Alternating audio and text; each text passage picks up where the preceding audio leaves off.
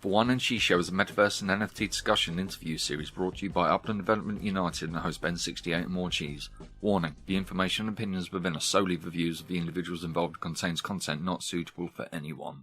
Hello and welcome to Season 1, Episode 12 of the Whine and Cheese in the Metaverses show. I'm BEN68 and today Morecheeese led the charge for a chat with Dak and Mas from the Upland Construction Company and several Upland Development United members.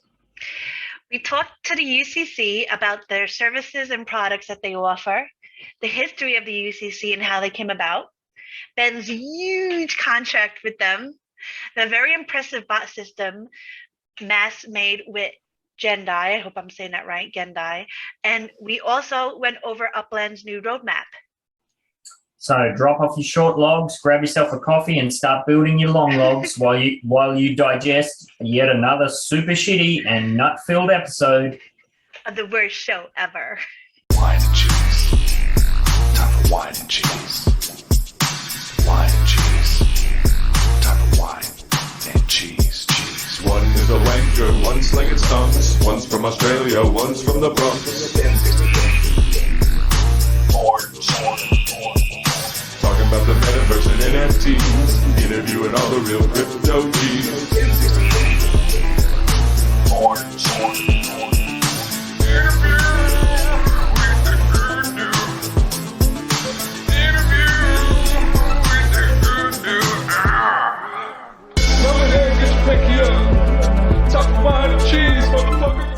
Hello!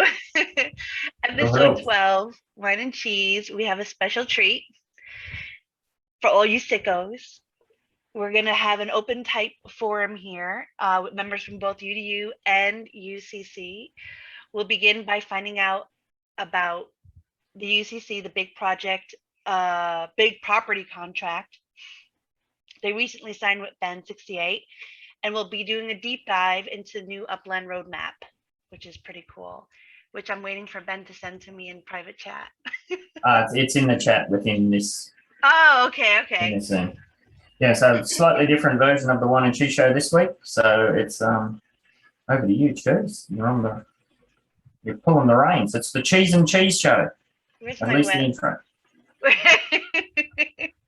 All right, so Ben and Dak and Mas. All right, so what is the UCC? What services or products does it provide stakers and builders? UCC at its heart is a construction company, but really what we are focused on is being able to deliver Spark contractors and matching them to property owners that are looking to have projects built.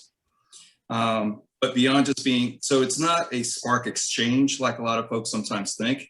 We really do focus more on the management and being able to kind of facilitate the whole concept of property owners and Spark owners and being able to come together. In some ways, the way I like to think of it is we're kind of like the Uber of upland construction. All right. People have cars, people need rides, people have Spark, people have construction projects. We bring them all together, we manage it, we make it simple, and we keep going from there. That's perfect. That's perfect. What's the history of the UCC? Well, I came in around mid-September, and the company had been started by a coal miner back in June 2021. And he found a need. He said, hey, I can do something about it. He started it. And as the business model evolved, it went from being a construction company that could be used to flip properties to being a construction company that can bring people together to now it's really kind of become much more than just a company. It's become kind of a community. We do treasure hunting trainings and teachings because we want people to have Spark. So it really kind of has grown over the past 5 months. It went from like 2-3 people to over 600 on the server in those 5 months. We've been doubling, tripling our Spark and our membership rates in the past couple of months. And we have some board members that have joined as well. That's good. And that's good. Like you want people to have Spark because being a part of UDU, like the only way we can kind of grow is for people to grow with us, and like the more spark they have, the better they can contribute and so on. So that's a good point. What is the management structure and roles within the UCC? Well, and actually, I think Mass, who's our director of operations, probably can give you a much better kind of sense of how our operations work. But it grew from like 2 folks to our board now has 7 people on it. And that's kind of like the core leadership group. And Mass, I don't know if you want to kind of jump in and provide a little more detail on how we operate. Yeah, sure. So the obviously Coal Miner and Nova are the CEO, CFO, and myself, I'm the operations manager, and Dak is the HR and marketing director, and we have Gendai, who is our IT director, and we have Cooper down there, and also Sybaris, who manages the banking system for us. All right. What's the difference between the standard and advanced platforms, staker platforms? Yeah, sure. So standard platform is basically the one-off builds. We do some multi-builds in that platform. But what that does is that provides a spot for the people who don't have enough spark to do their own builds. You know, they can't, you know, they got 0.2 or they got 0.06 or, you know, whatever, and they can't really contribute to their own construction, but they still want to make money off of what their spark has. So we provide our standard queuing system for those folks who can, you know, have a place where they can grow their money and they can start building their nest egg and they can start earning and those sorts of things and put the spark to work for them regardless of the amount. And then our advanced stakers program is a program for those who carry 1 or more spark. And that's where we put most of our contract stuff. Anything that's going to be a multi-build contract goes into that pool because there's minimums and standards that we hold to those stakers. They have to hold their 1 minimum spark in there for a minimum of 25 days out of every calendar month. So we have a lot of big spark guys in there. We've got some 8s and some 9s and a couple of bigger ones in there because if they contribute, you know, to 1 build with 4 or 5 spark, chances are they've met the requirement with 1 build. So it really gives them an opportunity to make a little bit extra money on their spark and gives us the opportunity to hold that spark into that queuing system for longer periods of time. Because obviously everybody knows the biggest problem with spark is retention and keeping it in the places where you want it. So we have built that system in order to try to rectify that and keep the spark where we need it and keep it working on those contracts. All right. Just writing out some extra questions in regards to what I'm hearing. This is great information. I heard that you're booked out for the next 60 days. Is this true? Yes, that is true. Wow. Yes, that's we crazy. have. We currently have about 67 builds in the queue. They're split up between the 2 queuing systems. Obviously, UDU has their contract in the advanced staker system, and then we have about 30 some odd builds that are still put into the regular queue as well. I assume the bottleneck there is the spark availability. Yeah, and also part of the transitioning since we just initiated. So if you think about it, we kind of split our spark pool. So with implementing the ASP and implementing the flex, we also have limited windows for people to be able to register for ASP, our ASP program. And so October was the first window. So that kind of also has created some kind of split and timing of how fast we can get projects in. And so as that kind of starts to stabilize and we're able to kind of bring in more spark, I know we already have several folks that are like waiting for the 3rd week of November to be able to get in on the ASP queue for November.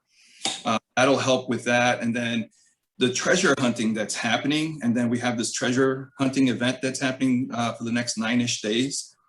I think we're going to see more and more of folks who are finding the 0.01s, the 0.02s, and they're going to be looking for something to do with that spark as well. Yeah. And I so we're assume you're going to excited see about that.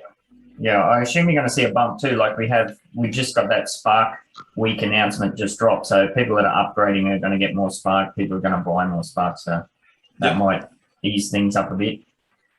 Yeah, so we're actually very excited about that announcement. I just saw that earlier today. We're like, yes. Yeah, absolutely. And I just want to say too that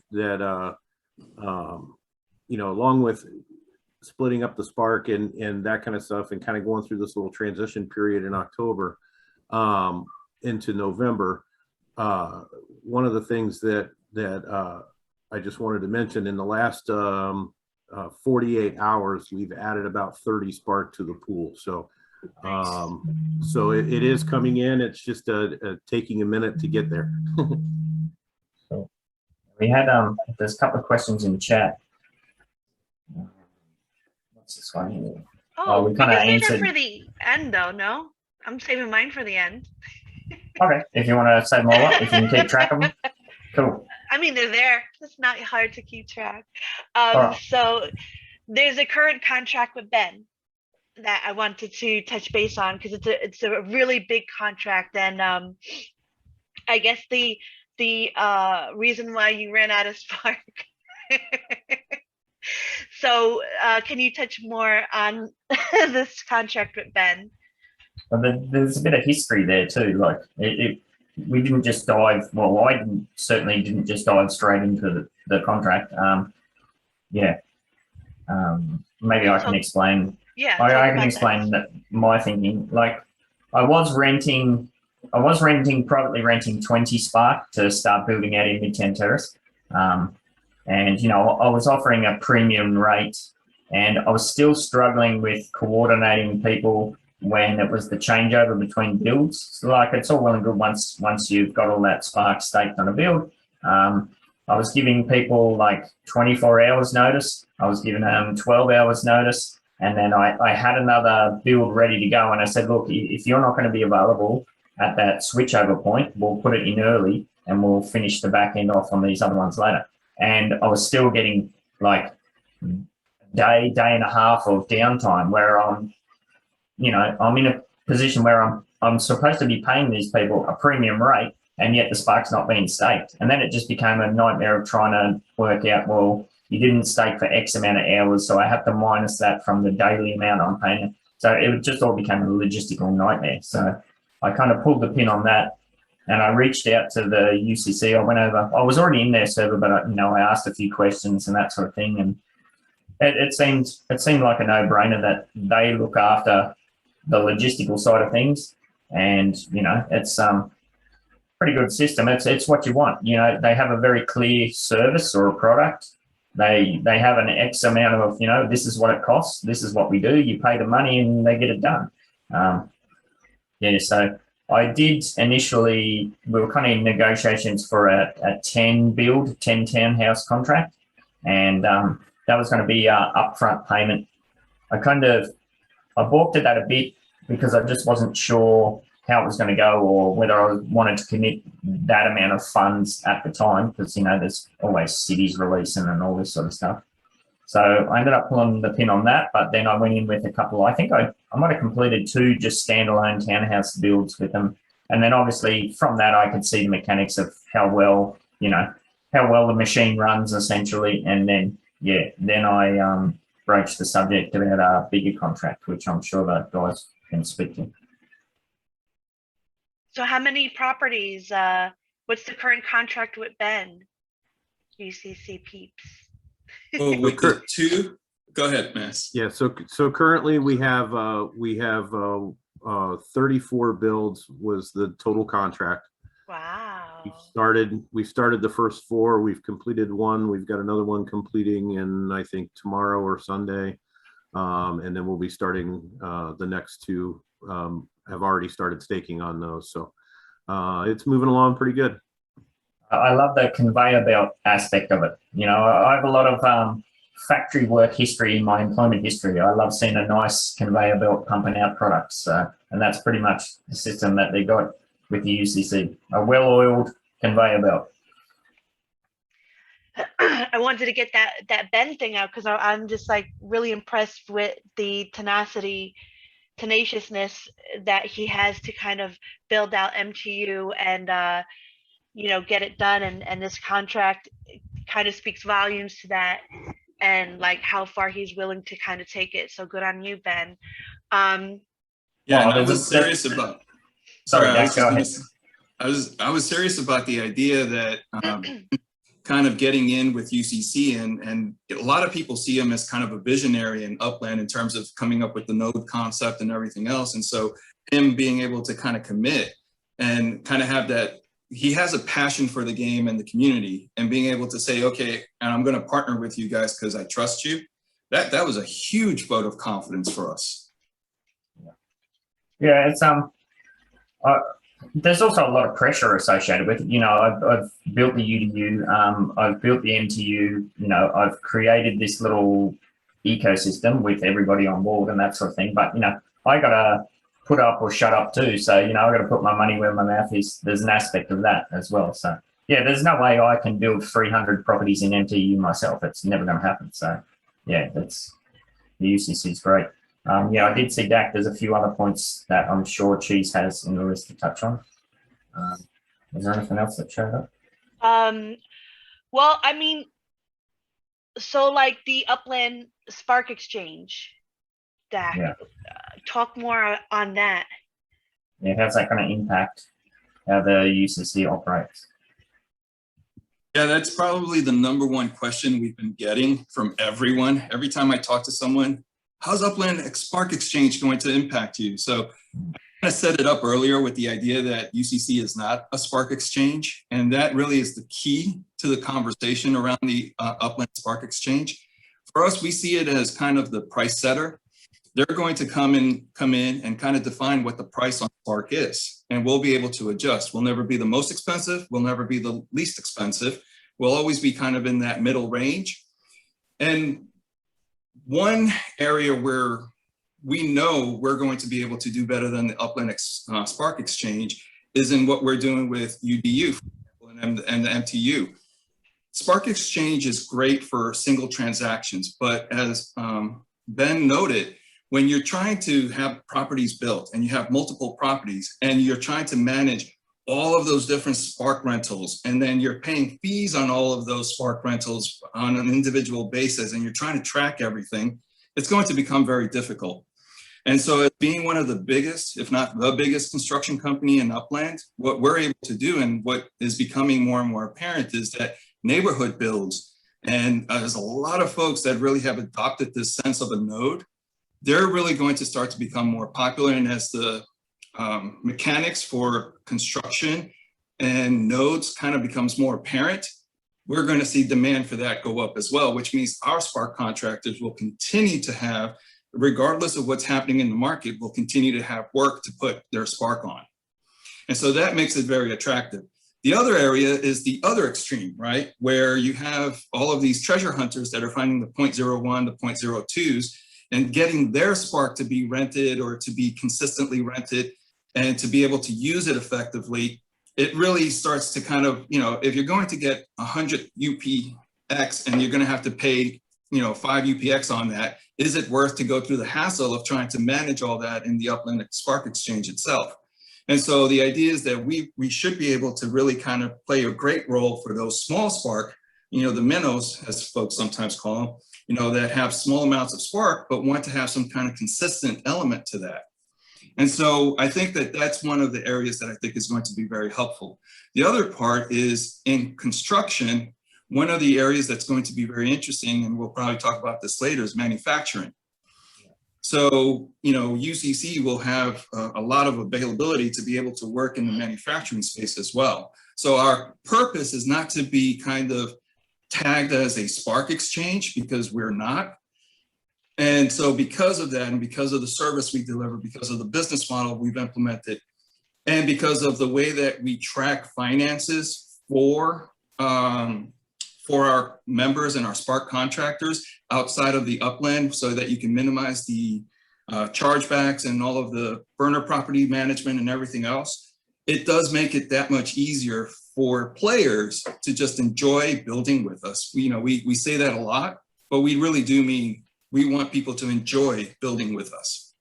Oh, I think that's one of the UCC's greatest strengths is that you've set up a business that caters to the entire scope of the player base, from anybody from somebody who's coming in with their 0.01 Spark right up to 10 plus Spark.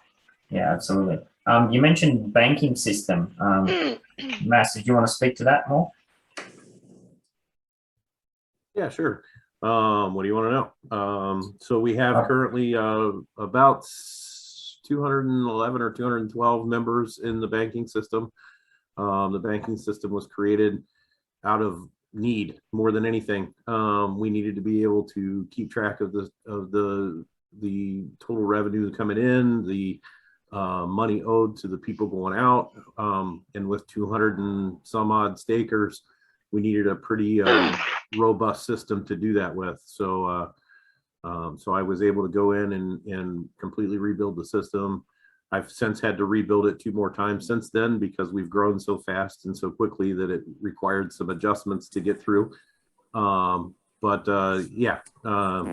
It's a very robust system, and it does its job very well. And I believe you've automated that process now with bots or something, working with Gendai, who has that really awesome collections optimizer bot.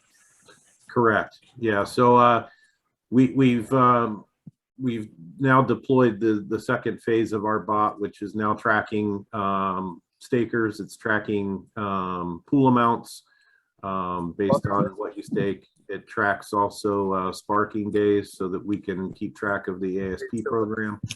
So it's really been a huge help in making that stuff happen. Cool. Renegade, can you go on mute, please? You just got a live mic. Or Cheese, can you mute Renegade? You muted yourself. Yeah. The pictures keep moving around, so one thing I wanted to touch on, you have kind of briefly mentioned it as far as, production or construction with items and that sort of thing. Have you thought ahead to outdoor decor businesses? Like, I assume, like I'm going to find out next week, we're having an business meeting. I assume I'm going to still have an outdoor decor business. Now, as part of that, I will have to mint NFTs on my properties, and the fuel for that is going to be Spark again. So that could be an entirely new market, like any sort of outdoor decor situation or any kind of external NFTs. Yeah, obviously that's going to be, even more demand. And that was part of the, there's a lot of misconceptions about what people paid for business licenses and that sort of thing. We never paid anything for business licenses. We were told a budget that we would have to have for this reason. Like it was going to cost a bunch of UPEX to be able to lease Spark off the Spark exchange in order to mint our NFTs and whatnot. So. Yeah, and I think that's one of the elements that UCC is watching carefully is how functionality is going to be deployed from the roadmap and what elements are going to be using Spark and what elements aren't going to be using Spark, what elements are going to be secondary market versus manufacturing and construction. And manufacturing would include patio furniture or decorations or anything like that. So it is going to be kind of interesting. And I'm definitely kind of looking forward to getting into that conversation with the community and with Upland. Yeah, hopefully we'll have some more information that we can share by our next UDU team meeting. We'll see how we go. Now, should I be selfish and ask my questions before everybody else's? I'll ask everybody else's. I'll go down the line. All right, Bakia, what is the average queue time? So what is, if someone has comes to you and asks for, well, maybe you could ask your question better, Bach. Where are you? Yeah, sorry. I can't multitask. There was a note crisis management thing, so sorry about it. I'm sitting like this for all the time. I did not plan to do that, but I listened in the background. Sorry about that.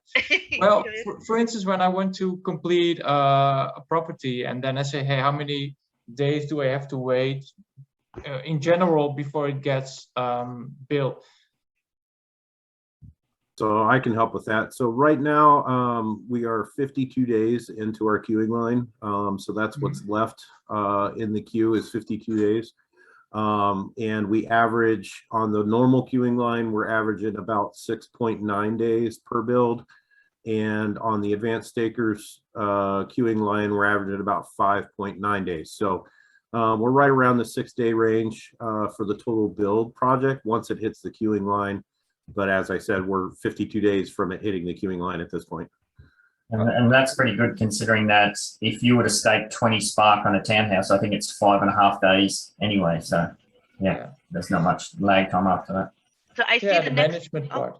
Oh, so sorry. Go ahead. I'm sorry. No, you. Yeah, and also the management part, because if you want to have that spark from different people, then you have to constantly negotiate and say, and especially with a multi-property contract, then you constantly have to say to people like, oh, hey, you forgot to stake your spark, and that's that's also a very big advantage of that. Yeah. And one of the things that we had been very strong about, and I mentioned in the reply in the comments, is that splitting the pools has created a bit of instability, but in the past we would fill up builds pretty fast with Spark. So within a day or two, we would fill the Spark pool.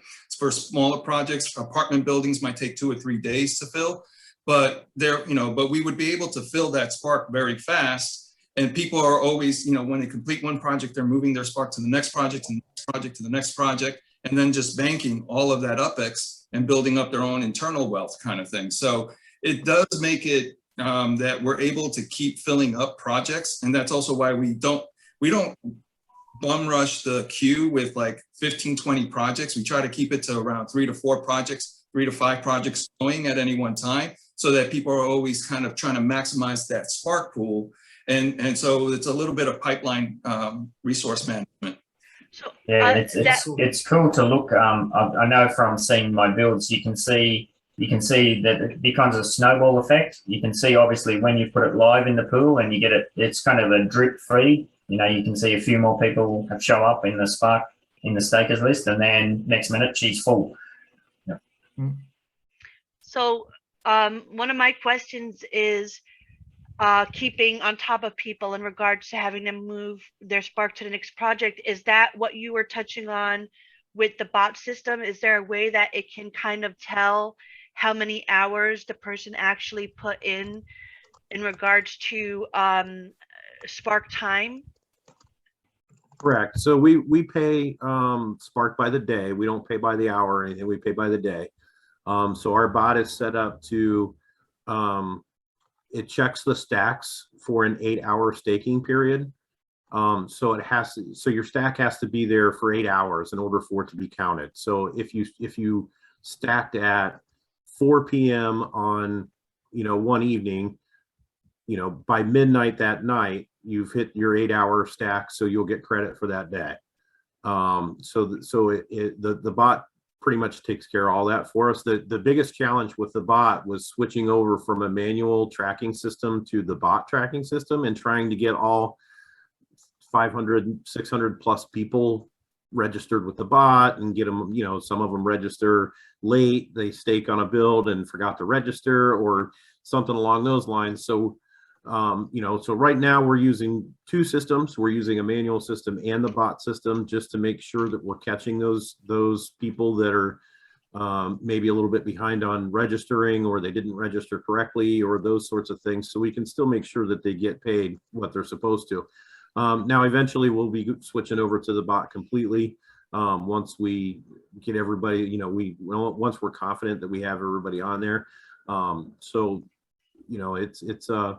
It's a work in progress, but it seems to be moving along pretty well. We're into month 2 with the bot now, roughly about 30 builds. So we're hopefully going to get everybody on board pretty quickly. We seem to have most of them going right now. Yeah, I do want to kind of give a shout out to Matt Chef and Gandai. You can imagine transitioning 500, 600 people, some of whom were not active, and now they're seeing the activity and they're coming back and trying to get going forward. The registration process and the tracking of new players and everything has been very smooth. It's really just the transitioning, and anyone who's implemented technology and so forth, you always know that that transition period is always the toughest. And not only did we transition our banking, but then we also implemented a whole new program with ASP. And so Mass and Gandhi have been really busy, and they've done a really great job. I can imagine. Like, all right, so that's cool. So another question, I have two more.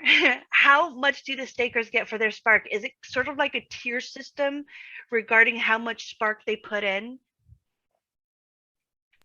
So each build is given a pool of how much UPX that build will pay out. And then the Spark is, as it comes in, it's calculated by, you know, how many days that they've staked, how much Spark they staked on it. And then the pool is divided by all the people that staked onto that based on how many Spark hours / days that they've staked on.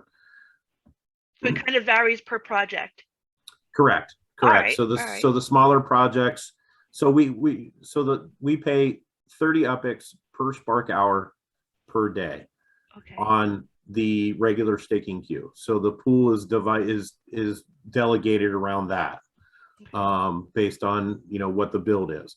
So, you know, for an example, the pool on an apartment building is 175,000. So anybody that stakes on that queue gets a split of that 175,000 based on how much Spark they put in there, according to the rate for that queue. Now the ASP queue pays 35 UPX per hour per Spark day, so it's a little bit higher pay rate. Obviously, we want to, like I said before, retention. You know, we want to keep the Spark in that pool.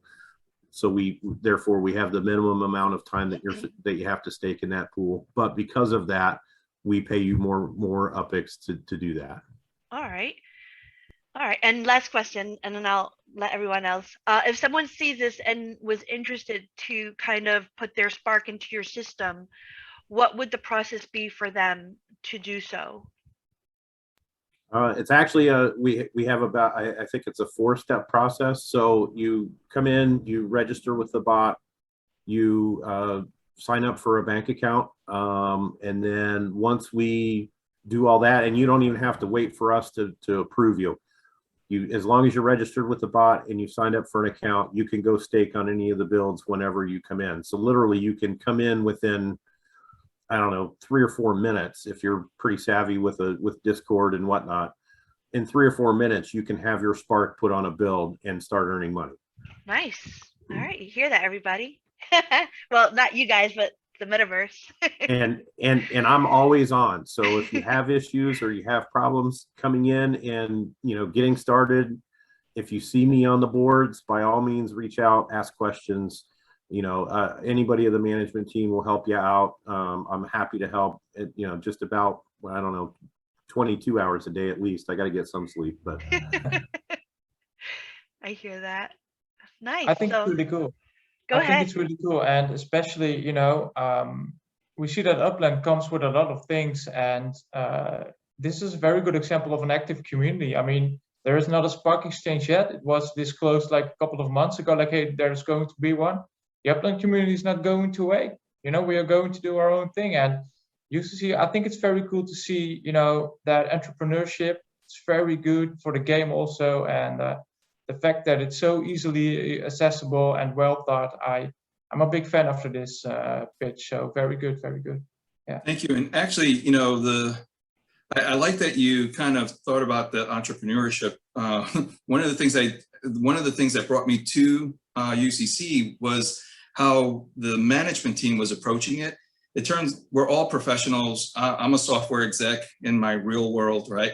And we're treating this like a startup where Nova has big, huge visions of being a giant conglomerate, right? And so, you know, no one is thinking small at UCC. Everyone wants to build.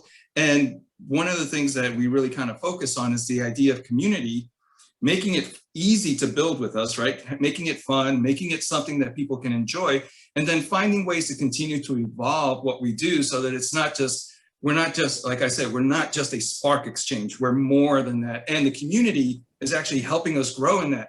I mentioned the treasure hunting, we have Hunters Academy, right? And people are volunteering to be coaches or professors, we call them, in cities and providing their tips and tricks and showing them the tools they're using and everything. And it's, you know, they're just doing that because they really enjoy it.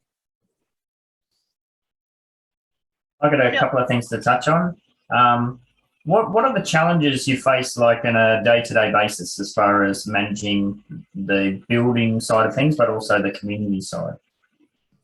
I think Mass Chef said it best, and it's the one thing that everyone on the board worries about: retention. Retention of Spark contractors. One of the things we wanted to do was be very open and transparent about how we work. And so we don't bind people to contracts, or we don't bind people Spark for weeks or months. Everyone can come in, stake, they can unstake, they can, whatever they want to do. And what we hope is that the community, everything that we're offering, keeps the Spark contractors within UCC, but it's not that they have to. And so for us, retention is always top of mind. We're always trying to think of how can we add more value to the community, to our channel. How can we bring different features that people are interested in, like the Hunters Academy, things that will just add more value for our Spark contractors, because that's really the engine that drives the whole thing. Yeah, and I assume it's all a very dynamic process. Like we're very early into this system. Like I said, we don't know if the official Spark exchange is going to come on. We also see that there's often bumps up and down in the kind of community aspect of the general Spark rate that people are willing to loan out. So yeah, I think it's awesome. And yeah, just to make clear to everybody else, the 34 townhouse contract I signed with the UCC, I believe that's only stage one. We've called that stage one of multiple stages. You know, as I said, there's 300 properties there to be built out. I'm expecting we're still going to be having these conversations in a year, and Midtown Terrace is not the only neighbourhood node that the UDU is building out. So yeah, I assume and I hope that this is just the very early stages of a much longer term, you know, kind of deal, partnership almost. Yeah, we definitely see it as a partnership. And as I mentioned, neighborhood development is a real thing within the Upland community. And we're seeing other organizations following what UDU has been saying about developing nodes and working with someone like UCC to help build out their nodes and their neighborhoods. And so we need all the Spark that we can get. So if everyone who's watching, send a friend. Nice. Now, are you working totally independent of the Upland team, or has there been any conversations? You know, have they shown any interest in what you guys are doing? So at one point, X1, I know, was dropping in on different Discord servers and so forth. So he came by. We've kind of touched base with them. This new application process they opened up, that's kind of interesting. But we have not had any official conversations. This has all been independent, community-based, you know, players doing what they want to do kind of thing, right? I have worked with Uplando, with the cafe, and kind of using that, but that's as close to being official Upland as we've gotten. Yeah, we're kind of in the same boat where there's been loose kind of conversations in the past, and yeah, we were only just talking about it this morning. That's a third-party community form that they put out. And what was the wording, Fish? There was some wording in there that made me raise my eyebrows. I'm just having a mental blank. Gathering intel. That's right. Yeah, intel. They were gathering intel. I'm like, hang on a minute. What's that all about? Yeah, that sounds ominous. Yeah. Did you guys fill that one out yet? No, we want to understand where we want to play in that space. As you said, there's some pros and then there might be some cons. And so, you know, we want to work with Upland, not compete against it. Obviously, that's a losing proposition for any group that's out there. So we do want to work with Upland. We want to work with Upland management. We have some great ideas of how we could do that, Gandhi is really smart, and he has some really cool concepts. And so we want to do something, but at the same time, we want to just make sure it's right. I mean, it's value added either way, you know. And I you know, and just I guess my opinion, but you know, each one of these projects, yours is a fantastic example of making Uplands better. And for them as a third party, you know, that's something it looks like you've already basically surpassed their idea of, and I know that you don't want to compete against them, but it costs them money to do that in the first place. And if you're able to provide something for free, that's a better product, you know, whether, you know, how you incorporate that or your strategy moving forward with regards to marketing and communication with Uplands. I can understand that you're a little leery or at least cautious, right? But I mean, Upix World, another one, you know, like that went down, and look what it did to trading. Look what it did to the floors, and you know,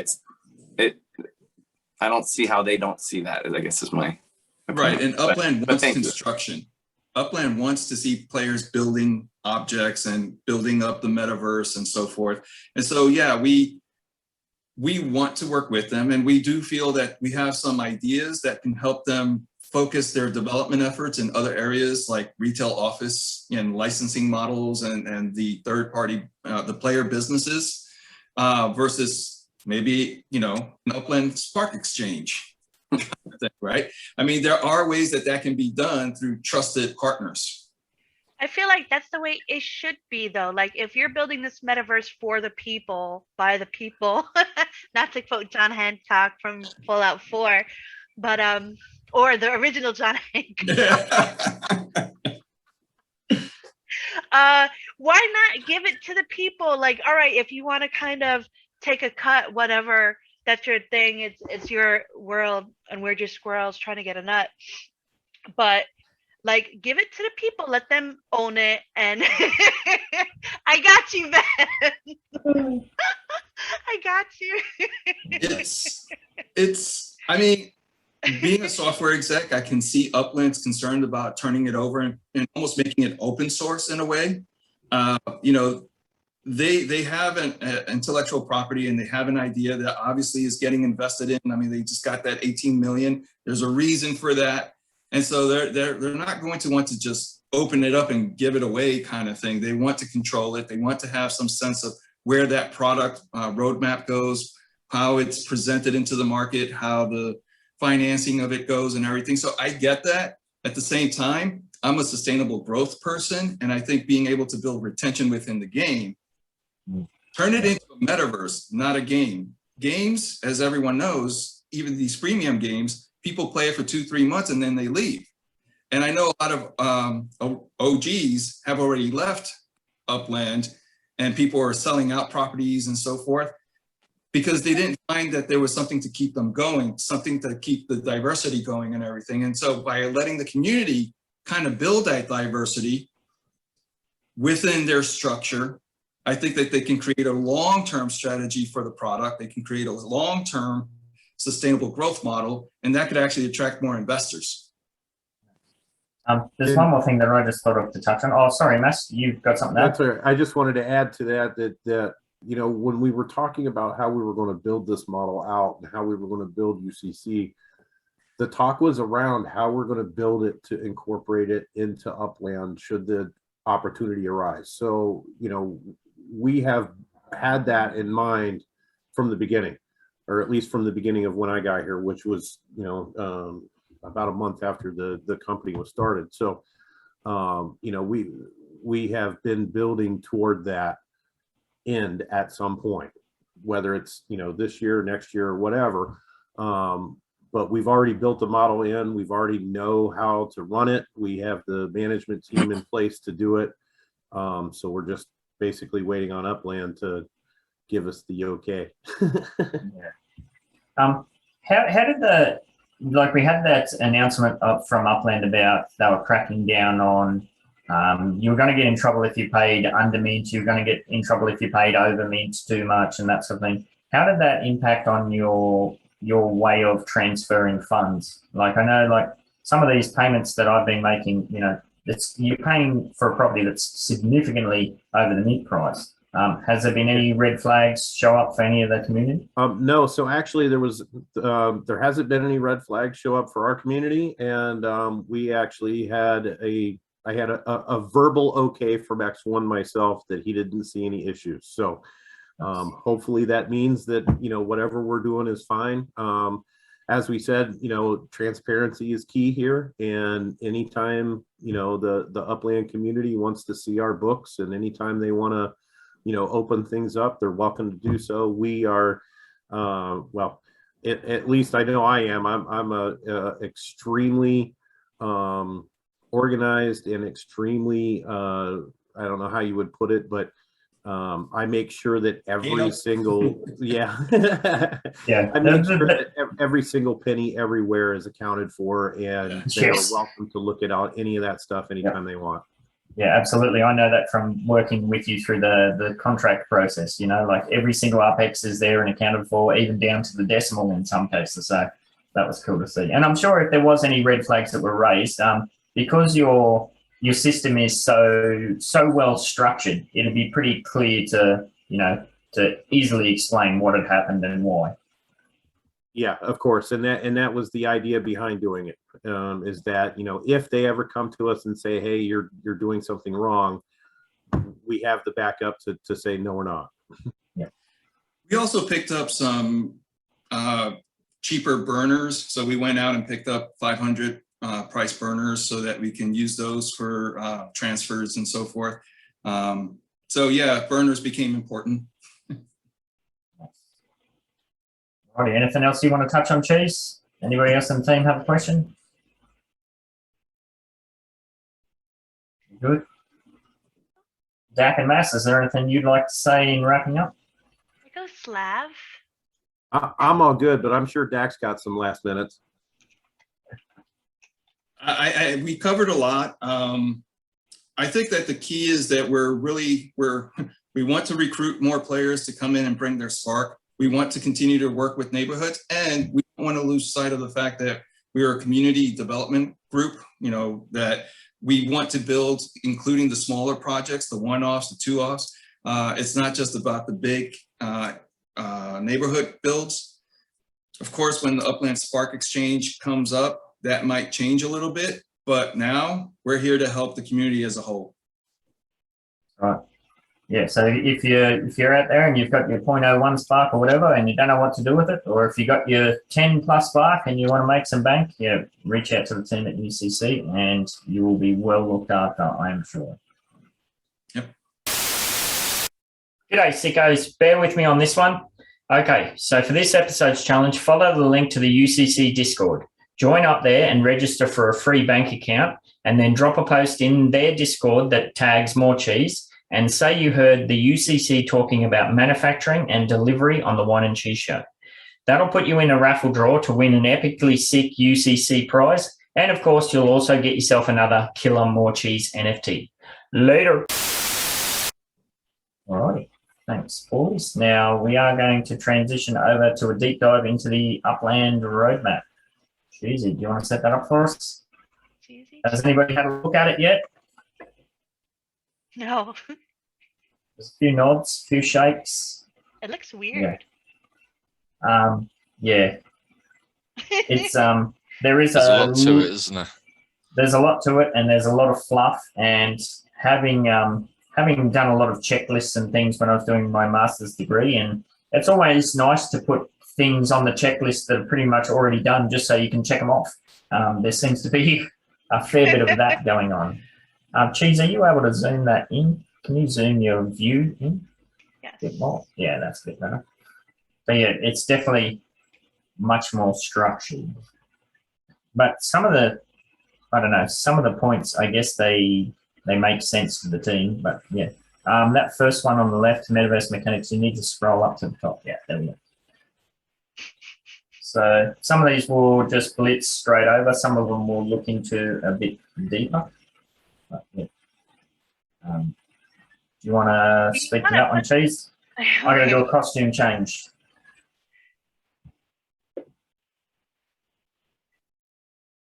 What the heck is this? This is weird. It's their progress bar. Oh, well, wouldn't this be over Completed. here? Yeah, it's Move. definitely not in the complete position, is it? But there we Alright. go. That kind of says what their idea of a complete project could be. So I guess this would be the next, well, structure ornament NFT. I guess we, I think I'm being too loud. I think this one's the next one. And this one was the legits, right? The I don't. Yeah, the the Halloween costumes ones for the houses. Yeah, All right. So I let's would do imagine this so. one. They've completed implementing them, but they really need to work on making it where we can see them without the game glitching out. Oh, wasn't that a joke? This is so weird. You know, I think what you're did- going to get lost. You're going to get lost if you go clickety clicking. We'll just look at the pointers and see if we can make sense of it. All right. So property collection updates ongoing. Yeah, well, no duh. That's every time we have a city release, we have a property collection update. This is what I'm talking about. You're putting something in the roadmap just so you can check it off almost. Well, it's not even like they're checking it off. It's an ongoing thing. Yeah, that's Like, just pointless. That's pointless. that shouldn't be a roadmap point. That it's just No. like you say, that is just part of the game. And Yeah, how it's like, it's I'm constantly going to breathe today. Yeah, Yeah, check. pending. Yes. Pending, yeah. There you go. got to get out of bed first. What are we up to next? Support for user-generated content at scale. Scale. What the hell does that mean? Pending. So does this mean the third-party kind of toolsy thing? So basically, kind of what UCC is, like support for generated content. Or does it mean Block Explorer shops being able to create their own Block Explorers and outdoor decor being able to make their own NFTs? But that's how I look at it. All right. Well, And all Okay, right, so I have now- a question for that. I have Oh, a yeah. question for that. What do you think it's only going to be a Blender thing? Or do you think they're going to open it up to that like kind of SLV type thing that they let us use to create the costumes on our Block Explorers? yeah, that was a weird one. That as far as I know, they were expecting people, like when we had that challenge where people could design their own building, it had to be in Blender. But I think the export might have been SVG. I'm not 100% sure. It shouldn't really matter as long as it matches the style and it meets their guidelines, whatever the guidelines they come up with. It shouldn't really matter what it's created in, as long as the output matches it. I don't know. I Seems agree like a with you. strange No, one. I agree with you completely. If they had like, because Blender is a very tough learning curve. I'm learning it as much as I can in my busy schedule. But if there were alternatives that were kind of more similar to GIMP, but like kind of like in between GIMP and Blender that I can use, that would be ideal. Like if they had other, I know they probably want it to be completely free, which is also good, but yeah. We're That gonna would have to be- see.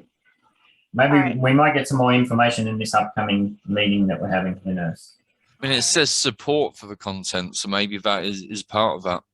Maybe that's offering, you know, potential routes and avenues that we can go down. Okay. That'd Now, be this good. next point that I listened to the UpX podcast last night, and they touched on this a little bit, and it started to raise the eyebrows. Uh-oh. UPX earnings accumulation cap.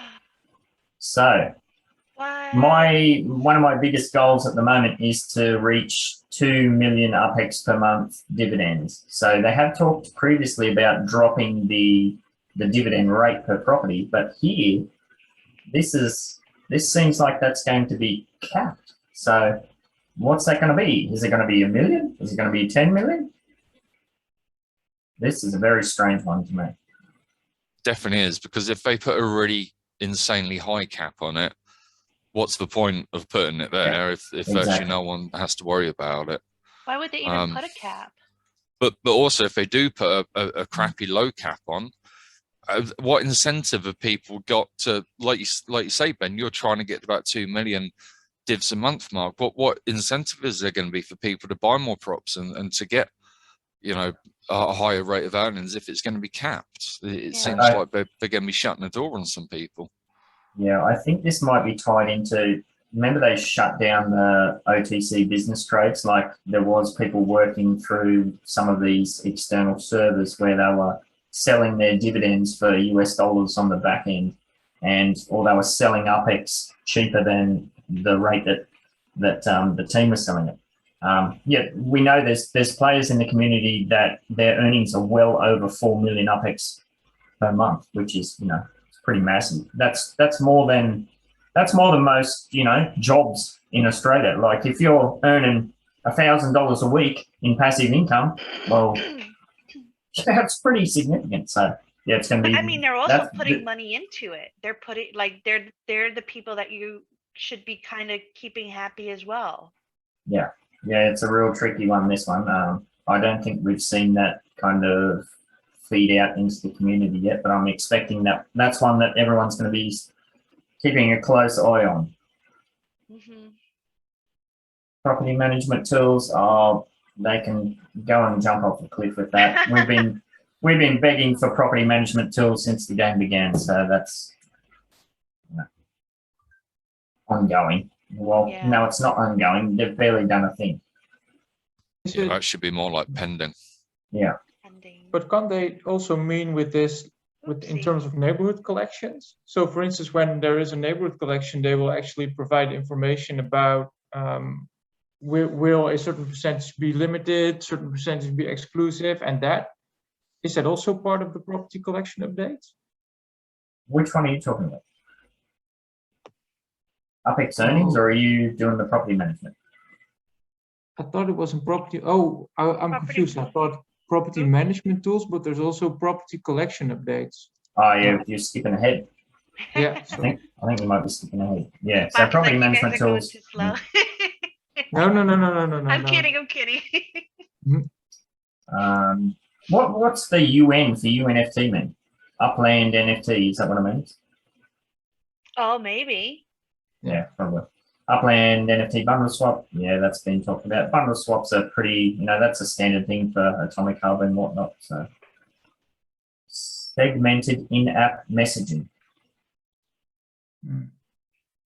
Oh, I guess like you go to a cafe and you're able to talk to people. Well, what does segmented mean? Does that mean like you have a list of chat options, or?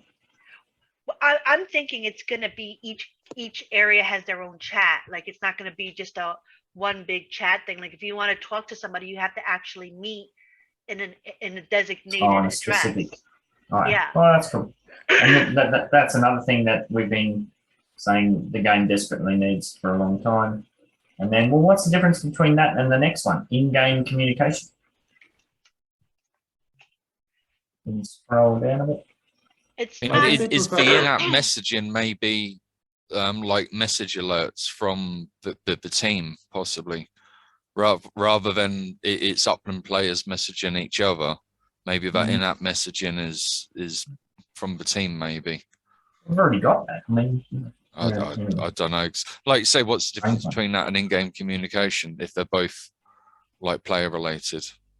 Yeah, you're right. They don't give an explanation about it. They don't give an explanation into what they are meaning, because maybe also in terms of negotiation, because now you have to search someone's Discord name, and when it's different from the Upland name, you can't say like, hey, because when someone offers a certain amount for my property, my first thought is, why are you offering UpX for this specific property? Do I miss something? And then you can just ask it.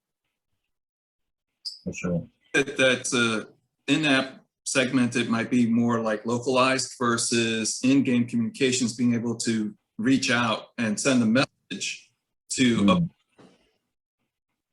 Yeah, it's a strange one. But who knows what Upland's doing? There should be a little bit more definition on each one of these. Yeah, you're right. Like, this is stupid. I don't like this. Can you click on that again, or does it tell you any more information, or is it just that dead end that we saw before? Dead end. Dead end, yeah. That's what it was. This This is stupid. Like the last one was so great. Literally 2 words. Can't but help get the feeling that the vagueness of all of these is quite intentional. Yeah. If they had lots of detail, we'd much easier be able to say you have or haven't done this. Whereas with it being so vague, they'd be like, yeah, we did that. Like, it was kind of what we said it was going to be. I They mean, just even take that on all. these words, like, I mean, you got ongoing, you got in progress, you got pending. What's the difference? Yeah. It's another layer of this thing that just so. Neighborhood ratings. Now, that's something that we're all begging and screaming for. There has been, Did we they don't just know. take We it away? They just took it away. took what away? It's a segmented in-app messaging, and they don't have the other chat thing. Oh, maybe because you clicked on it or something weird. No. Oh, it did too. It I disappeared. clicked on this before, and it's still there. Yeah, it's disappeared. It's gone. Oh, it is. They're onto us. They call it a living roadmap. Dying roadmap. Yeah. Pour out some of your 40. No, I think the new guy's conducting his intel. They're changing it as this happens. They're actually talking about this. Take one down. We've got them all. It's like art. There are a lot of colors, but you have to fill in the picture. You are open to your Yeah. interpretation. So what is in-game messaging? Well, when you look at it Or the Bible. Yes. You get All right, neighborhood ratings. Yeah, and, we've been and this sorely I would needed. love to just click here and see what the hell. Yeah. Yeah, we need to know what the mechanics of that. We know that I believe Steve has dived into the blockchain aspect of that, and there's certain, numbers and figures associated with certain builds and that sort of thing. But yeah, we have no idea whatsoever. And that's disappeared. Wait, are you saying that UDU would be interested in neighborhood ratings? What? Yeah, apparently. Yeah. Nah. Oh, Connor. I mean, at the moment, we're all playing like, it's like we're playing a game of ball game, or like a ball sport game, but we don't know the rules. We don't know the pitch. We're just kind of running around kicking a ball with each other. Yeah, that disappeared too after you clicked on it. There's something funky you there. guys see that this is still recording, right? Yeah. all right. Because whenever I share my screen, I don't see it anymore. I get nervous. Actually, I don't know. If it is or not. So what's next? We skip that, and then there's a whole bunch of NFT, USD front load. I don't know what that means. Maybe that's something to do with the accounts. NFT, USD, escrow transaction. Yeah, but that's for the USD, NFT. Maybe that's something to do with Tilia. Who would know? Very vague there. Is there anything under that? What's short log? Where are you looking at that?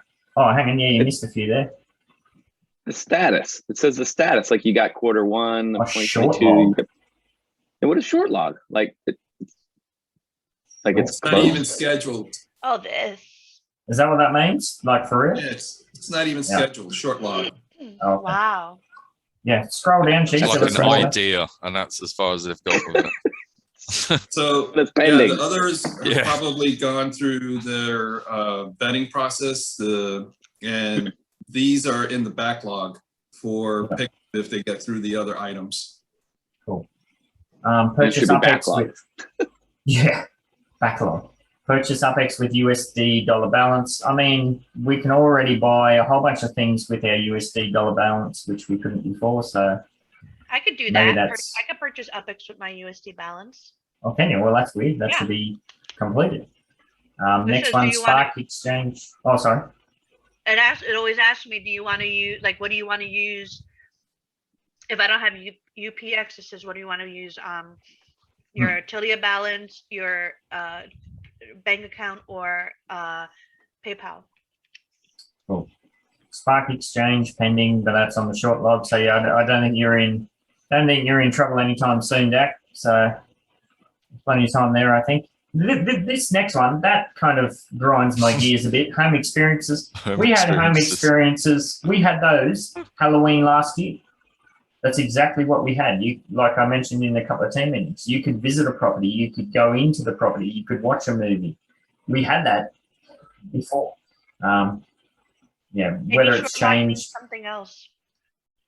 That's interesting because I was talking to a player who has this idea for being able to bring kind of clubs and having someone go into the club and into a virtual space connected to Upland. So I don't know if that was already there, then the technology might be further along than I thought it was.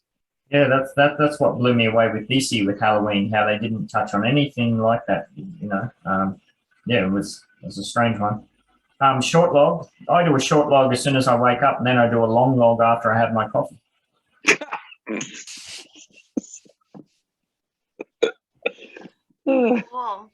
Cool.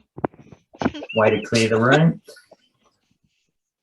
Yeah, so we're on to the next column, Meta Ventures. I think we'll probably be able to rip through a bunch of these. Block Explorer shops. Yeah, we're expecting to get more information on those next week. They should be by the end of the year. If it's not by the end of the year, then unbelievable. Because we were given licenses in February, so that would be just mind blowing. The next one, venture dues model. Now, this is tied up with, this is the terminology that got our eyebrows raised within the Better Business channel. Now, apparently, Better Business licenses are a thing of the past. They're not going to be anymore. Now it's going to be venture dues model. So we should find out what the hell that means next week sometime. Other than that, who knows? Pending Q1 2022. Whoa, well, that's interesting.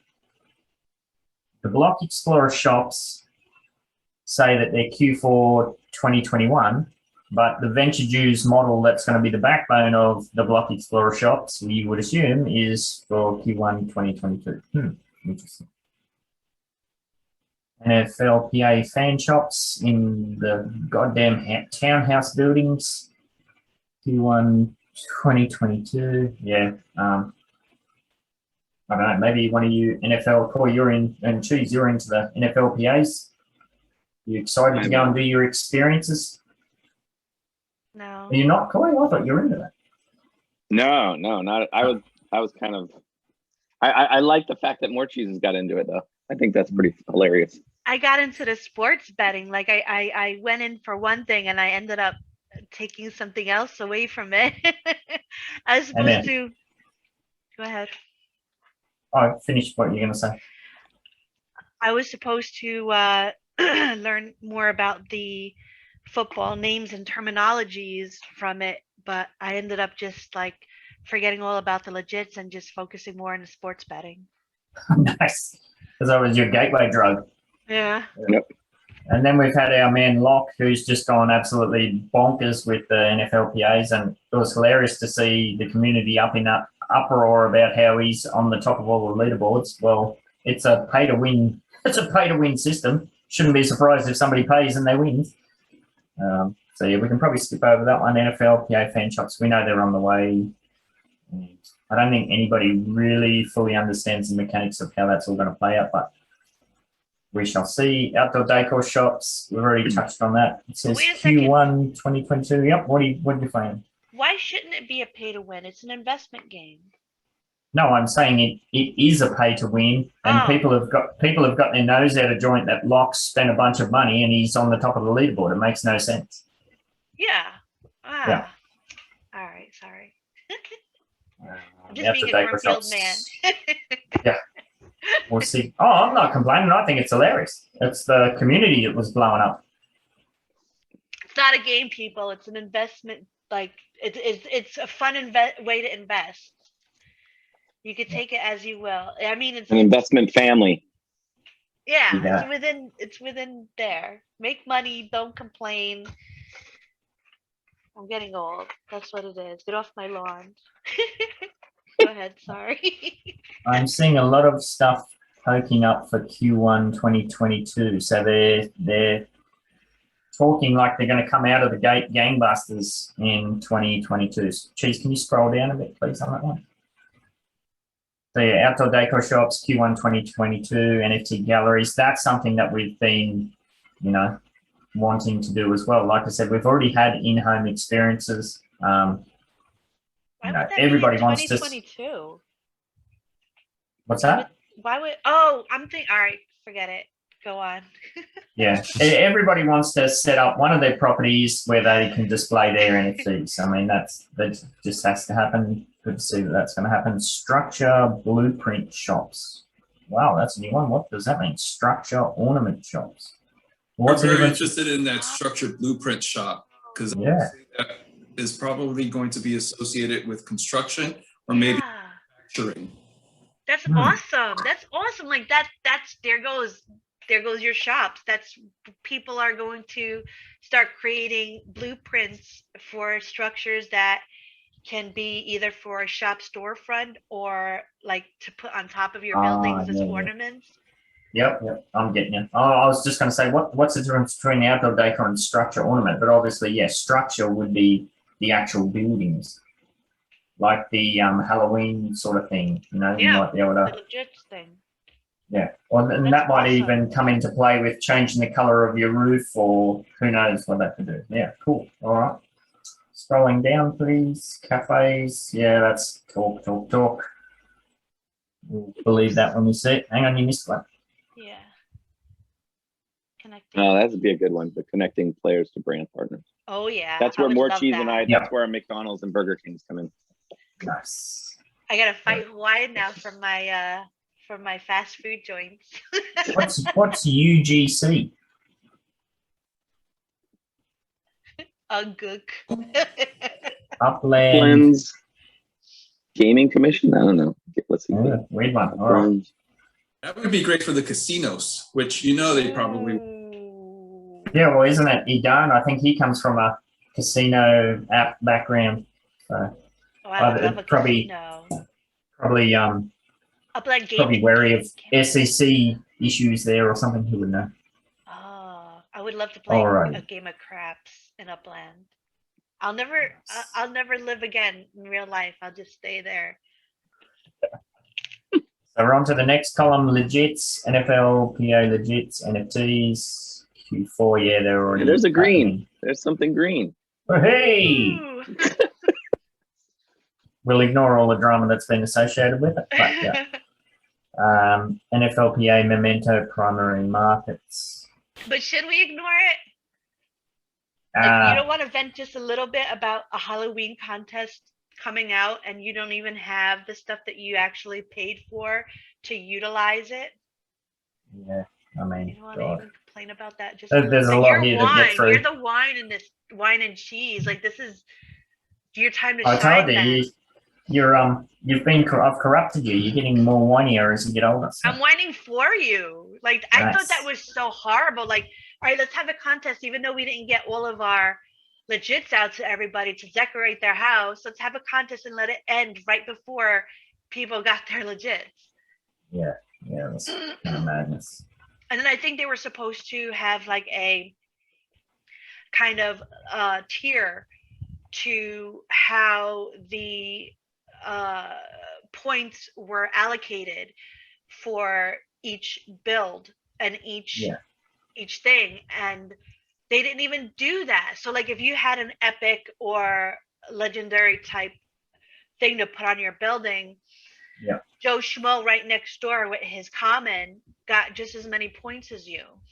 Yeah, and there was also an issue with the snapshot. Like I warned some of the communities that were focused on trying to, get there, or that had done a lot of swapping. Like I'll lend you my townhouse if you can put your decor on it, or your NFT on it. And I said, Upland is notorious for screwing up snapshots. When the contest or whatever it is ends, that doesn't mean that's when the snapshot was taken. Don't go moving all your stuff because they're liable to take the snapshot 4 or 5 days later. So here's the bad just let it out. Don't move your stuff until you've got your reward in your pocket. So we've got a whole bunch of NFLPA stuff here: Memento, primary markets, essentials, primary, legits, collections, autographs. replicas, spotlights. I don't know what any of this means. New Yeah, partnerships. that's just all part of the whole thing. I think a lot of those will all come out at once because they're all like intertwined. I'm sure there's probably 5 things there that could have been put into one point. Yeah, You know, basically. They just wanted to make it look like they're doing a lot of crap. yeah. Here's another one that doesn't need to be here. New partnerships. Well, yeah, do. Were you going to stop at the NFLPA and the Spirits? Is that all we're doing? Yeah, of course, they're going to be. Of course, there's going to be new partnerships. It's the breathing thing. The breathing thing. Yeah. Yes. Don't forget to breathe. Now, is that the bottom of that? Yep, that's the bottom. Okay. So now we're over to getting into some of the juicy stuff. The NFT portal. Reclaim uploads. So does this mean the black hole? Like at the moment, if you put your NFTs into Upland, they're stuck and that's it. They're done. They go into the void. So does this mean? Well, I'd assume that this means that there's going to be a channel to get those back out again. I can't believe they put that as a point, though. It's like, oh, look what we're doing. We're making it possible for you to get your stuff back. Yes. I don't know. That's just kind of weird. They're making it seem like a. All right, download UNFT. What's that? Download Upland NFT. Download an NFT. What does that mean? I don't know. I mean, it's not like we can click on it. If we do, it'll disappear. Okay. Maybe it's being able to download it to a Wax wallet or something. Okay. Hang on. Well, I remember in one of the AMAs, they asked them if they would ever incorporate Wax at all into Upland, and he was like very adamant to say absolutely not. But they seem to be changing every AMA. Their rules. And then look at the next point. Ethereum ERC. You're rushing me. So, all right. well, it just goes Go with ahead. what you're saying. You know, if they're going to say Wax, absolutely not. Well, why is Ethereum on the to-do list? Doesn't make much sense. So yeah. But look at the next one. What the hell does that mean? Flow. Just one word. NFT flow. Very descriptive. Don't worry, it's pending. What the? You know what? They could just might as well put it completed. So, Jedi's just corrected. He said flow is something to do with the what is it? The NBA something?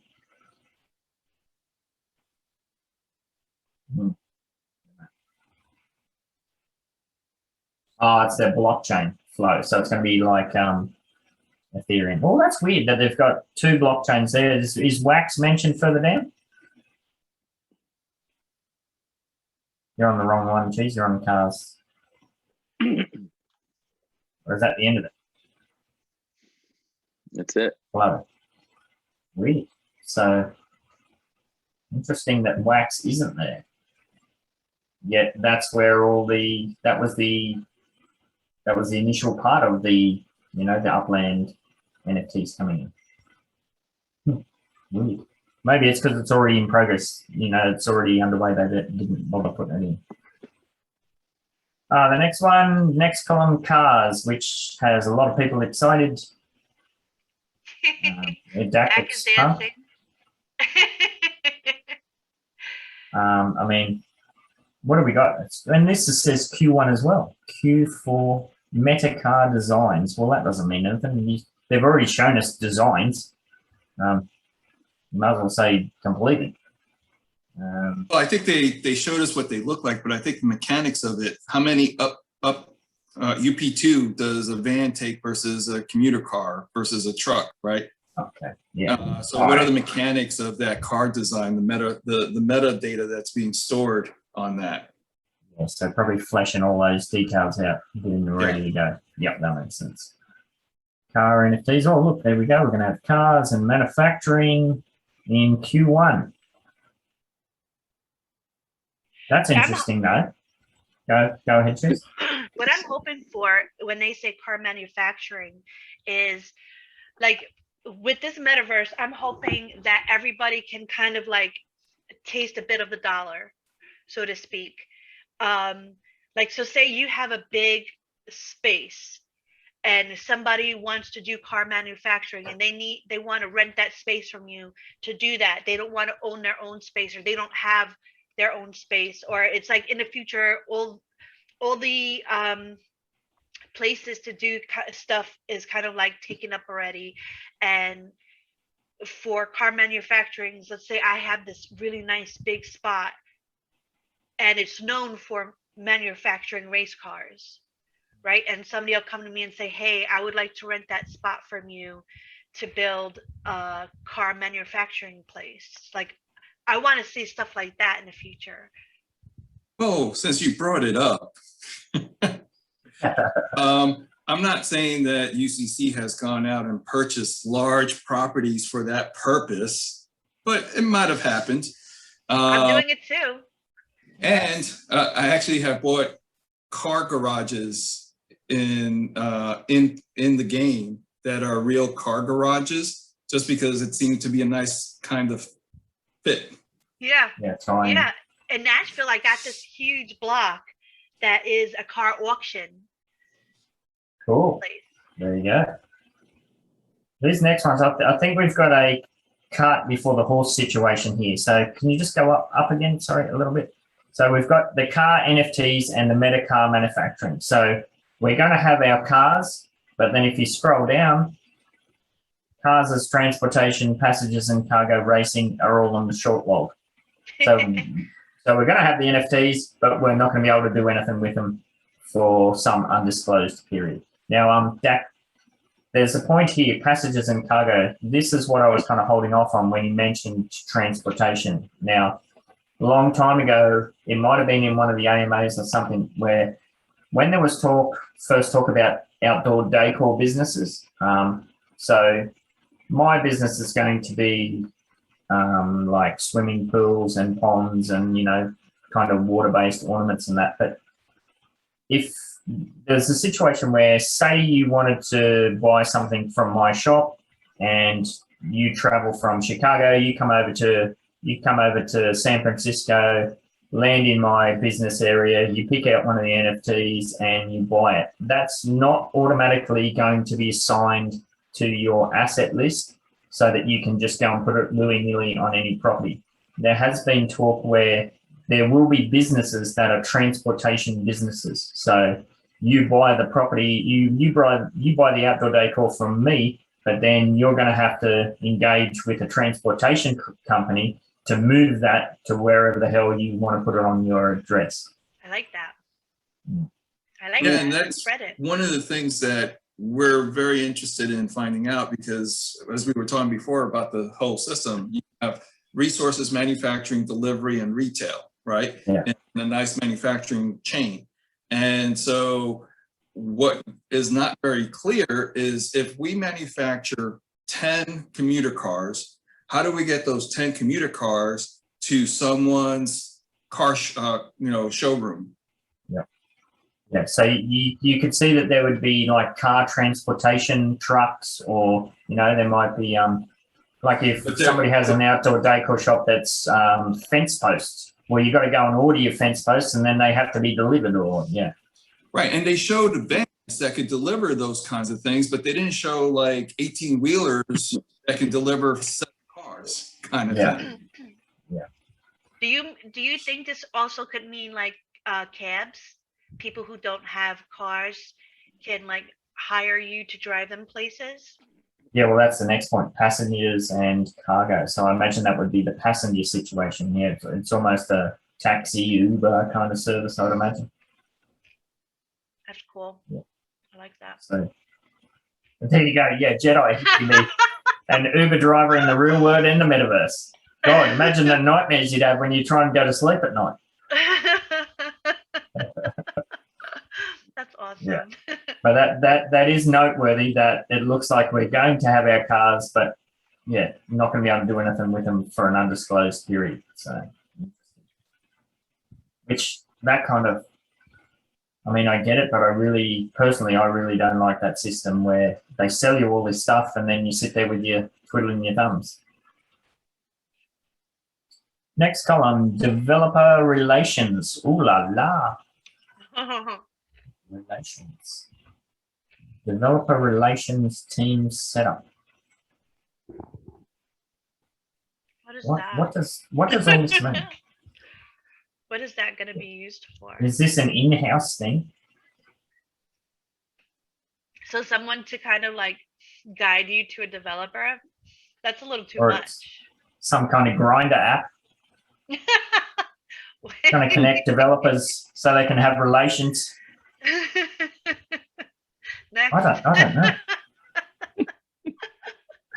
RO, API expansion, connect, Upland, identity. Yeah, this must be some kind of internal thing. Secured asset management. Now this might be interesting. These two. Connect, Upland, identity, secured asset management. I wonder if this is talking about the hit by the bus factor that we've been begging and screaming for near on 2 years. At the moment, if I get hit by a bus, my account's gone unless my wife can somehow get in contact with Cheese or somebody and, you know, crack my logins and whatnot. So there has been talk for a long time about being able to nominate not a successor, what's the word? Beneficiary, is that it? Yeah. So I wonder if that's what this is. Yeah. Which is, it's when we have players in the, they got accounts now worth upwards of $500,000 US. It has to happen. And there's already been members, at least 2 that I know of, within the community that have died and all of their properties are dead. So perhaps that's it. Bit of a worry to see that that's still on the old morning poo, the short log. NFT discovery. What's that? NFT discovery. I discover NFTs every time I go to Atomic Hub and I search for mint number 68s. Or maybe it's kind of like, I know that, like, let's say, for example, every time I do a training there in Wax Arena, there's a chance I can get an NFT. Or every time I mine in Alien Worlds, sometimes I get a Crypto Monkey NFT. Maybe that's what they have here. Like, if you, there's kind of like a way to discover an NFTs along the map, like a pinata or sort of thing. That would be that cool. Makes sense, but why would that be under developer relations? Oh no! Oh, unless like it'll be like an NFT related to an event, or an NFT related to a coupon to a retail store, or like get $1 off your Big Mac. Or maybe that's what it means. Or helping developers understand the NFT process within Upland. Yeah, or external to it. It might be like we talked about, Cheese, where getting these bigger companies outside of the NFT system, getting them within, moving them into. Maybe that's what it is. Don't know. Is that the last one, or is there more below that? That's it for that row. Oh, we're doing this fast. We're nearly there. Look at that. Infrastructure. Hey, here's another fluff one. Performance improvements. Is that ever going to be checked off? No. So why the hell is it in the roadmap? They're going backwards with that one, I swear. Well, yeah. We have talked about that off and on and I know this from my game developer days, it's very easy for your code to get really messy, especially when you have, and we know Upland suffered from, a lack of focus and bringing in squirrels. We got this idea, we're bringing in, we got this idea and bring it in. Yeah, it can become a real mess and a real kind of nightmare to go back and sort out. Like Dak kind of touched on that with the UCC, with having to pull the band-aid off to go from a manual process to a bot process. Yeah, it's not fun. Yeah, I would imagine if you could take a peek behind the Upland code, I imagine there's a lot of duct tape and some weird bridges, and yeah, I imagine it would be quite horrifying in at least some parts. But does this need to be said? Performance improvements, of course. Strange one. I guess they just technical. needed to fluff it. Yeah, that's what I mean. You're just putting stuff in there for the sake of doing it. Technical debt was software people. Dak, do you know what does that mean? Shiny objects. So technical debt is built up as you kind of release products and you kind of ignore. A lot of times when you're going to market, you're trying to rush the market and you get about 80–90% of your product done. Sometimes it's UX, sometimes it's UI that's missing. Sometimes it's extra code that's been written in that hasn't been cleaned up, commented out. So you start to build technical debt, which is just bad things, but you don't have time to fix it. So you just keep moving on. And at a certain point that technical debt starts to mount to performance problems and memory leaks and things like that. So you want to try to address it whenever possible. It's an ongoing, it's an ongoing Say they've thing. completed it. They never complete that. No, I'm saying they've already completed it by having a lot of technical debt. Oh. Yeah. Yeah. Well, that ties in with what I said about performance improvements. Yeah, it's very easy for that stuff to kind of get out of control. For sure.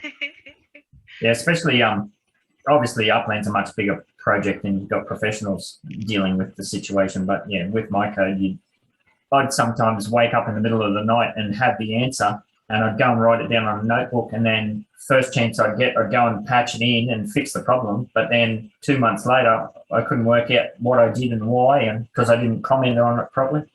But yeah. Defuse replacement. Yeah. Everyone's What does that mean? shaking heads. I guess it must be some kind of back end thing. But it's done. Yeah, but they're working on the E-fuse replacement now. Yeah, the E-fuse replacement. Yeah, the E-fuse replacement.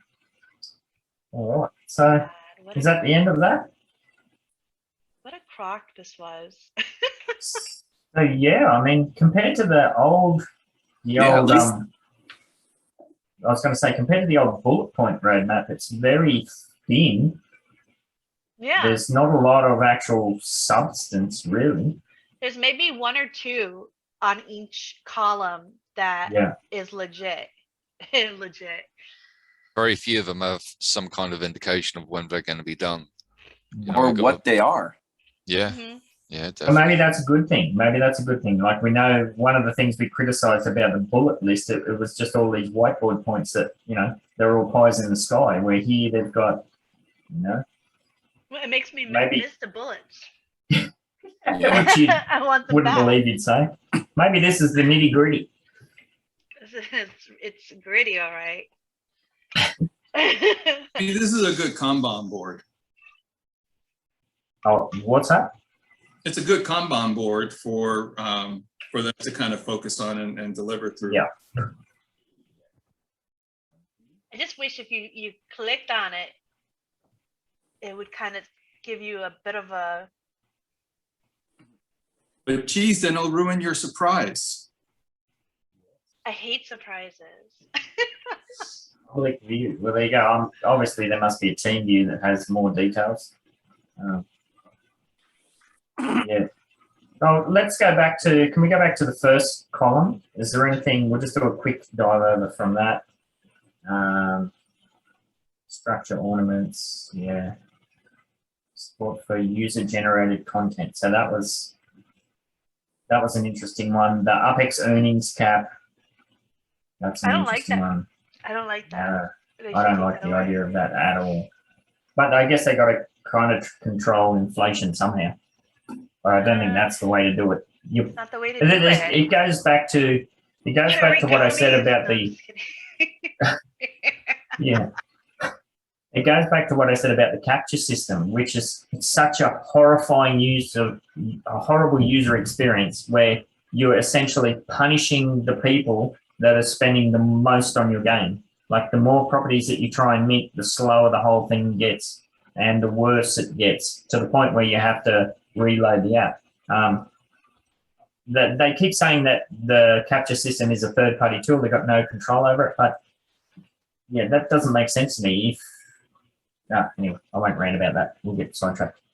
Yeah, it's all I can tell you is, having just spent $6 million or whatever it was in Portage Park, that was a goddamn nightmare, because you just end up in quicksand with the capture system. Metaverses, Block Explorer Shops, Venture Dues, more to come, outdoor decor. Like I said, we should know more about that at least by this time next week. Legits, a lot of fluff in there. NFT portal. Yeah, that's going to be exciting. And yeah, CryptoJet, I did say that Flow is another blockchain. So it's sounds like it's similar to Wax with very low fees, high speed, where Ethereum's the opposite, mega fees, slow, clunky. But that'll be interesting to see if we can get an Ethereum NFT pipeline in. Will we start to see some bleed in from the big money Ethereum NFT community? That might be one of the tipping points that we've been speculating on. As we said, we haven't seen a whale yet come into this game, really. But there are a lot of big, massive whales that play around with Ethereum NFTs. So that shall be interesting. But it's on the short log, so don't hold your breath. Cars, we've got the cart before the horse. Looks like we're going to have cars, but not going to be able to do anything with them. And yeah, then we got into the software weirdness there. Fix up your code. All right, I think we're done. Cheese, is there anything anybody wants to touch on? It is. I think it's good to see that Upland is so ambitious. And in the beginning, during some previous meetings, I said, well, is Upland not stuck in the middle? That they are trying to do everything, but, they are not doing one thing for 100%. But in the end, Cheese also convinced me about that. It's still in beta. And especially now also with the spark hunting thing, I think it's cool that Upland also recognize and rewards people if they, do something in the game. So in-game things like car races and spark hunting, that's, then yeah, that will make it definitely much more fun for me. The idea of this thing being in beta is kind of a nonsense concept though, because Upland is at the forefront of the technology. It's going to be perpetually in beta. It's kind of just seems like a get out of jail free card at this point. Can you envision a time where they say, okay, we're out of beta and off we go? Like when you're at the leading edge of something, it's always going to be that kind of vibe. I don't know. Well, what I take away from this roadmap is that it does seem to be a lot more focused, despite all the fluff and the nonsense. Yeah, they're not getting. It's not filled up with lofty stretch goals and this, that, and the other thing. So, right. Anybody else before Cheese does her wrap up? No. I think we're good. Wrap us up, Cheese. Anybody could talk about anything, by the way, like if they had something to kind of share. Yes. I really appreciate being part of the conversation today. This has been a lot of fun. So thank you. Oh, thank you for coming on. It was good having you guys. It's nice to change it up a bit, kind of get more birds in the nest squawking. Yeah, and thanks for sticking around.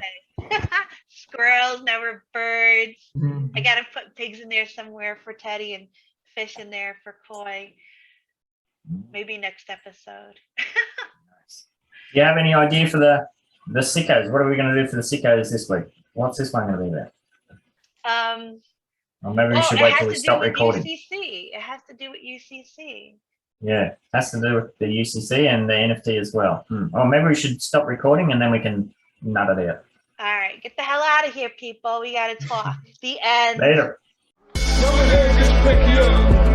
Talk wine and cheese, motherfucker. Go ahead, get your pinky up. Go ahead, get your pinky up. Go ahead, get your pinky up. Talk wine and cheese, motherfucker. Go ahead, get your pinky up. Go ahead, get your pinky up. Eagle Empire, samurai, riding on the dingo, flying through the sky. Cheese in the house, get fucked and right. Hit you with the hairbrush, hit you with the knife. Eagle Empire, samurai, riding on the dingo, flying through the sky. Hit you with the knife, flying through the sky. Eagle Empire. you're a samurai. Riding on a dingo, flying through the sky. Cheese in the house, get lost and ride. Hit you with the hairbrush, hit you with the knife.